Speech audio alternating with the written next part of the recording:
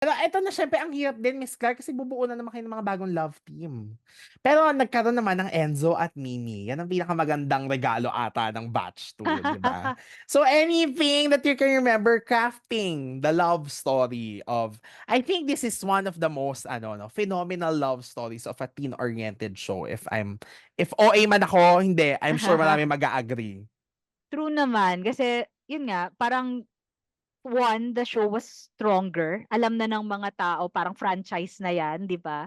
Tapos kumuha nga rin ng ibang artista na medyo franchise ng mga ano, showbiz family, 'di ba? So curious ka or kilala mo na talaga sila. I do wonder kasi sa totoo lang, spread out rin sila. Ay, itong artista na 'to strong, bigay ito dito na hindi kilala or yung character niya medyo tahimik, triny ring i-spread out.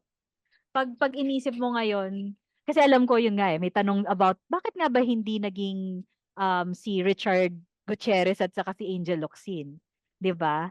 Kasi yun yung napag-agrihan na gagawin. We will Mhm. try to create as many love teams as possible at may sarili-sarili silang timpla at kuwento.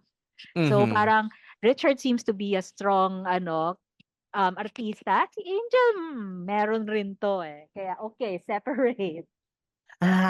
So hindi puwedeng pagsamahin talaga din yung mga sobrang strong, ganyan. Ako feeling ay, wow, ang daming secrets na lumabas. Pero parang I think gano'n yung ano, yun yung take away ko sa nung mga times na pinagpaplanuhan 'to. Yun Mhm. yung approach dun Mhm. sa part na 'yan.